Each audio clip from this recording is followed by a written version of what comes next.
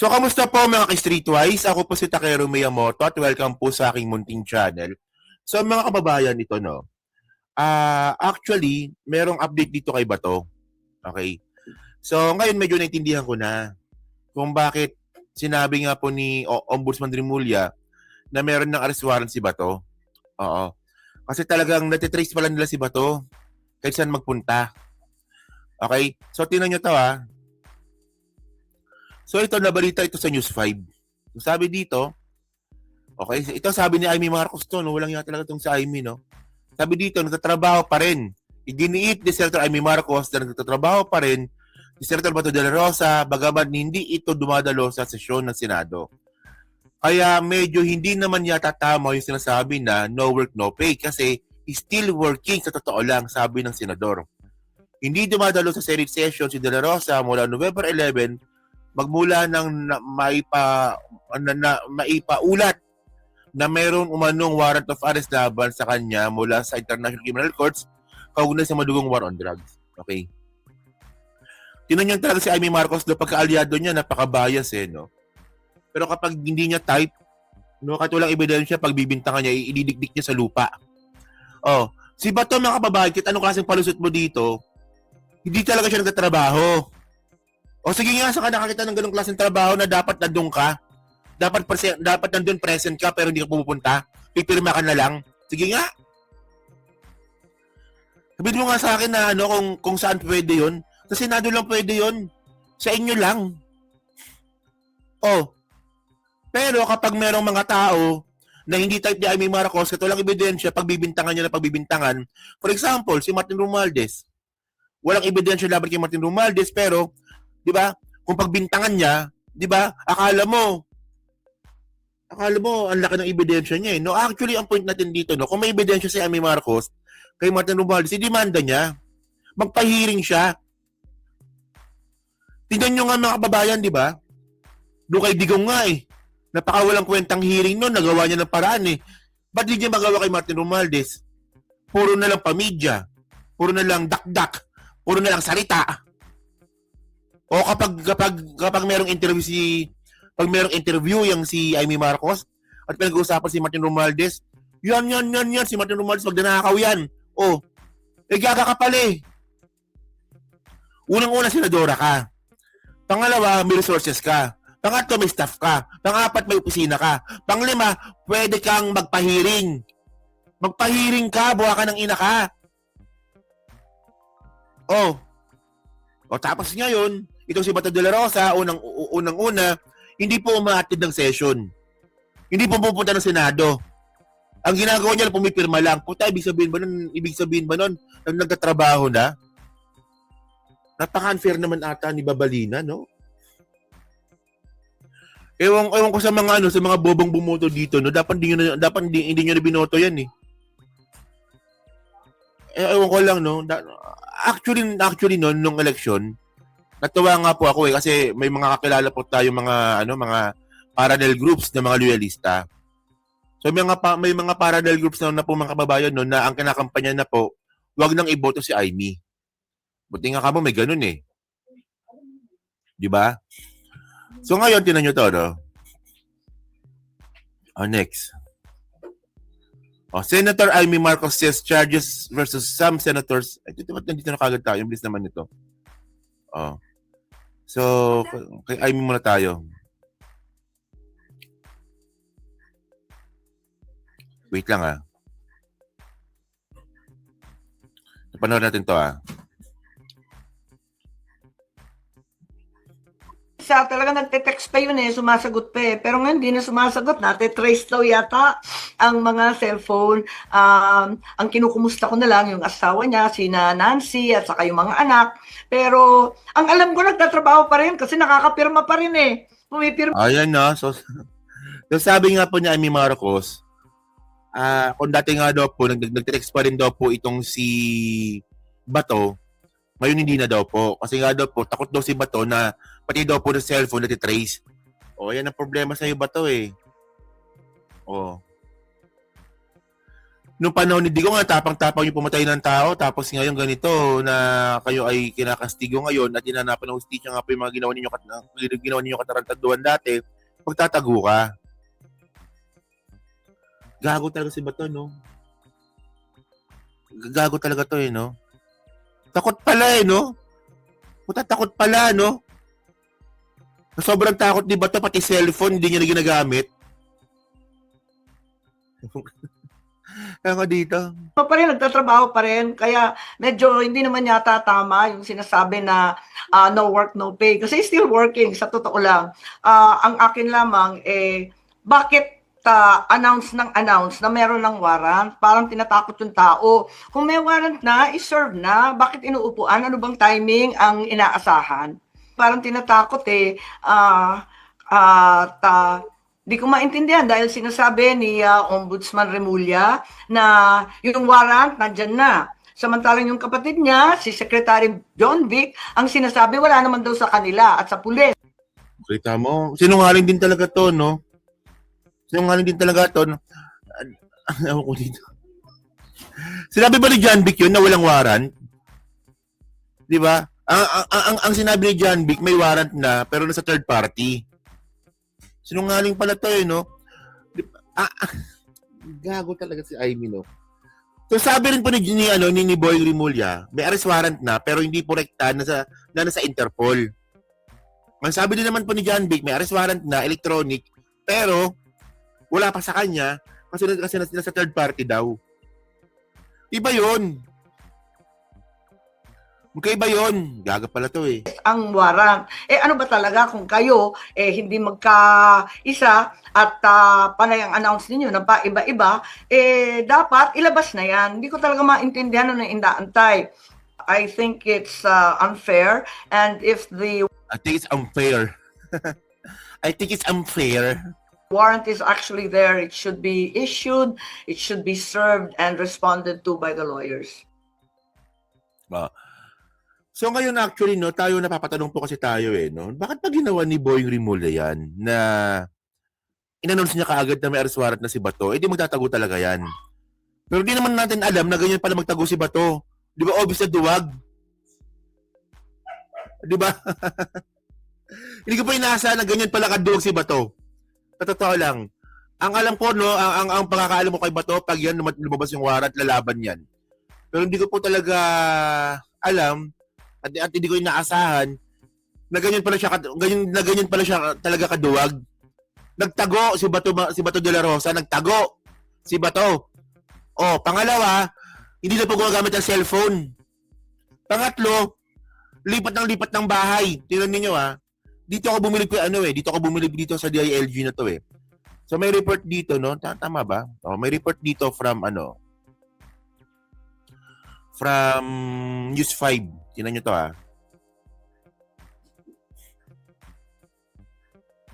Yan. So may report dito from News 5. Sabi dito, halipat-lipat daw ng tirahan si Bato de la Rosa at gumagamit ng iba't ibang sasakyan. Tukoy na rin daw ng Department of Interior of Local Government ang kinanaroonan niya. Kita nyo niyo, di ba? May collaboration po yung magkapatid. So, nung sinabi nga po ni Boy Remulla na meron ng arrest warrant si Bato, ang nangyari pala dito, nakatiktik na po pala yung DILG sa kanya. So, pag ganyan po natiktikan kayo mga kababayan, kahit saan kayo magpunta, makikita kayo.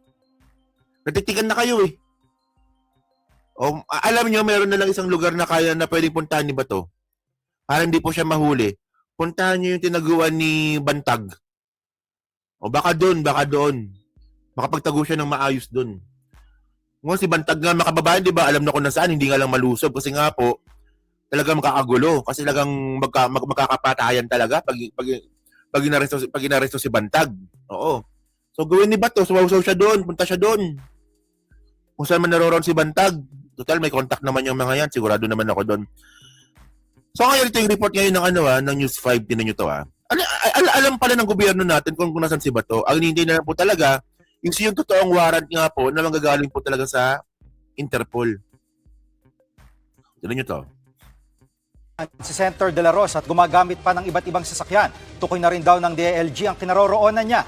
Live mula sa TV5 Media Center, nangunguna sa balita, si Mon Gualvez. Mon, ang huling impormasyon, nasa Pampanga, si Senator De La Rosa, nasaan na siya ngayon?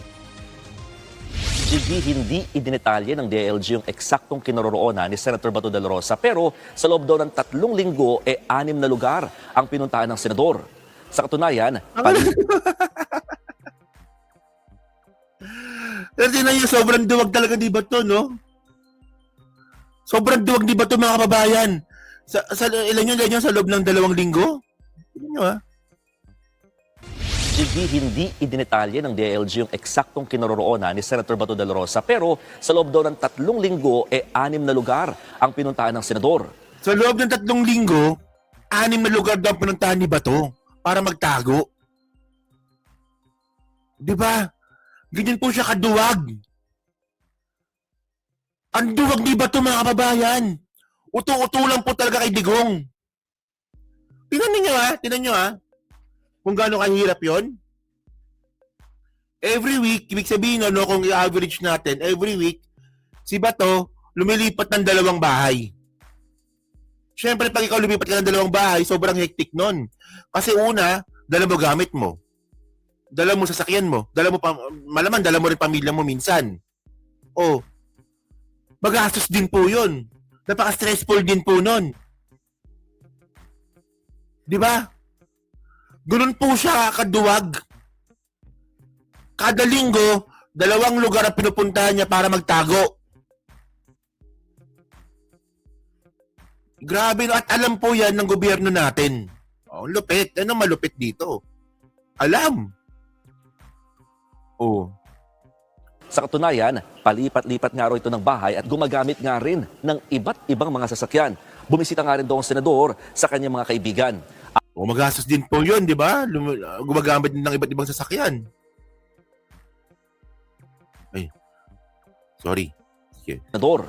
Sa katunayan, palipat-lipat nga raw ito ng bahay at gumagamit nga rin ng iba't ibang mga sasakyan. Bumisita nga rin daw ang senador sa kanyang mga kaibigan. Ayon kay DILG Undersecretary Donnie Puno, tumutulong sa kanila ang mga lokal na otoridad sa pag-monitor sa kilos ni Senator Bato. Pero pagilino ng DILG, hindi itinuturing na pugante ang senador. Naghahanda lang daw sila sakaling ilabas na yung arrest warrant ng ICC laban sa kanya. Nirerespeto rin daw ng ahensya ang paghingi ng Senator Bato ng tulong sa mga korte sa bansa. 1 buwan nang hindi dumadalo si Senator Bato sa sesyon ng Senado simula pa noong November 11. Kasunod yan ng pahayag ni Ombudsman Boying Remulla na mayroon ng arrest warrant ang ICC laban sa senador. Narito ang pahayag ni DILG Yusek Puno. Tignan nyo dati nung si Bato po yung PNP chief natin, napakatapang nito. Ayun na po, Ma'am Cheryl. Maraming salamat, Ma'am Cheryl, no?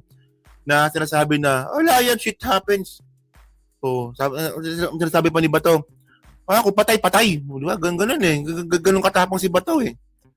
No? O yun naman pala, di ba? Duwag naman pala. Kaya naman pala matapang nung panahon ni Digong kasi sila po yung nasa pwesto. Sila po yung makapangyarihan. Ganyan, tinan ninyo, no? Ganyan po talaga nalunod sa kapangyarihan tong mga appointee ni Digong eh. Pansin nyo ba yon? Ito mga appointee ni Digong talaga nalunod po talaga sa kapangyarihan. Tinan ninyo, nung nawala sa kanila yung kapangyarihan, o nag-aklas sa gobyerno. O example na dito yung mga generals na mga retarded generals. Yung mga retarded AFP. Retired. Sorry. Retired. Yung mga retired AFP natin, di ba? O, yung mga retarded AFP mga kababayan, binigyan po ng kapangyarihan ni Digong yan, inappoint niya kung saan-saan. Iba sa BCDA, sa Langis, o sa PhilHealth, di ba? O, nung natapos si Digong, nagalit. Anti-BBM na. O, di ba? O, nalunod sa kapangyarihan. Oo. So, ganun talaga. Si Bato, ganun din dati. Di ba? Napakayabang nito. Yun naman pala, duwag pala ang buwakan ng ina.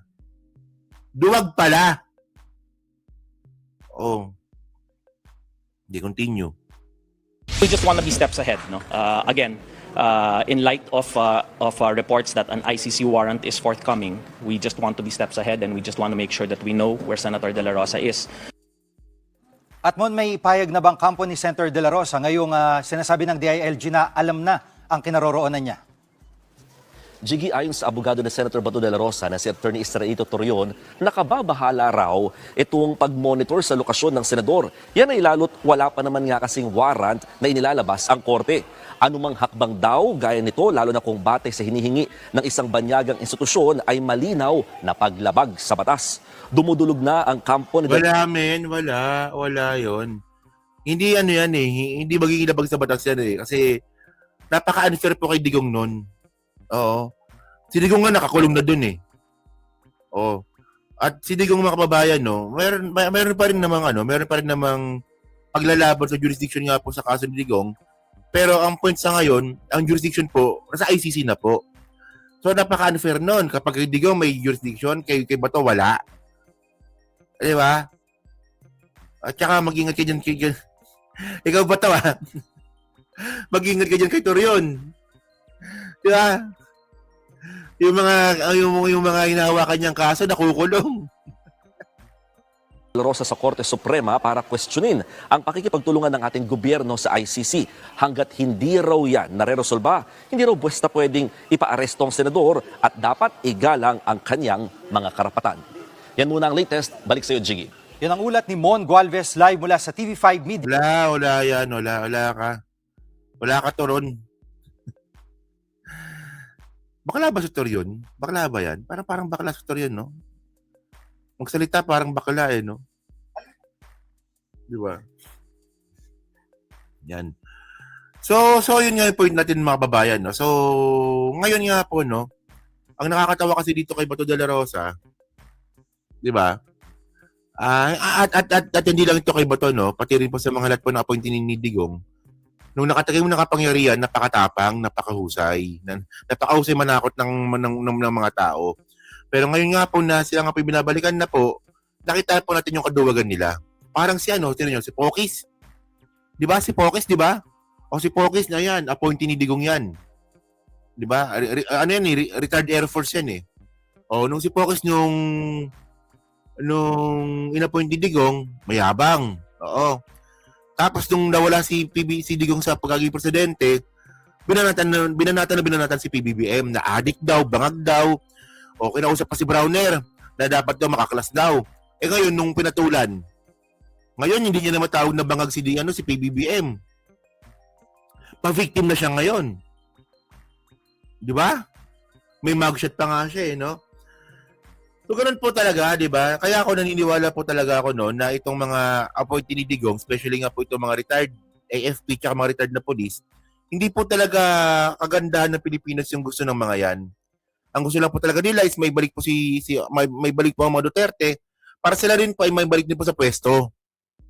Putan din naman tayo tanga, mga kababayan, hindi naman tayo pinanganak kahapon lang. Ganyan po talagang gusto ng mga yan. Nakatikim sila ng kapangyarihan ng panahon ni Digong. Gusto po nilang maulit po ito pag si Sara po ang maging presidente. So tayo po ba, papayag po ba tayo noon? Noon na makakaroon ulit ng isang Duterte presidency. At itong mga retired general po na to, na nakatikim ng kapangyarihan at umabuso, balik din po yan sa pwesto. Di ba? O, yun, no? So, yun mga babayan. So, kayo po, ano masabi nyo nga po dito, sa pagtatago nga po ni Bato. At ngayon, ang nakakagulat nga po dito, no? Alam po ng ating gobyerno, alam po ng DILG, at tumutulong po yung mga mayors. No, tumutulong po yung mga mayors para po ma-surveillance at matrace matrace yung mga movement nga po ni Bato de la Rosa. Para nga po, kung sakali nga po na ma-serve nga po yung warrant of arrest, is madali na po siyang hanapin. Yan. So yun na, so pa-comment na po sa baba at binabasa ko pong lahat yan. At syempre dyan po sa Team Replay, so pa-like, pa-subscribe. At hindi makalabisan, pa-share na rin po ng video po natin ngayon, no? Okay? So next topic tayo.